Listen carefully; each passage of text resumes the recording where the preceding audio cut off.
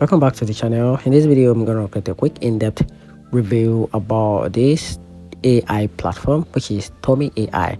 So to get started, Tome AI in 2025 was a standout tool for instant creating sleek, story-driven presentation with a simple prompt. It generates complete slide deck, added AI designed visual, and offered a clean template that made deck look professional without design skills.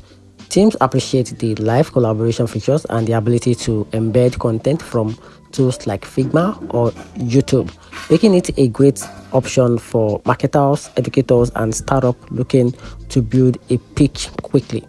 On the downside, customization options were limited and many users wanted more control over layout and export format, most notably. PowerPoint options are restricted. Leaving PDF has the main option, and here's the very conclusion. Tome AI was an excellent choice if you needed fast visually published presentation with a minimal effort, but power users seeking a deep customization or flexible exporting might have found it a bit limiting. And that's it. Hope you find the video helpful. Hit the turn notification button and subscribe for more. Thanks.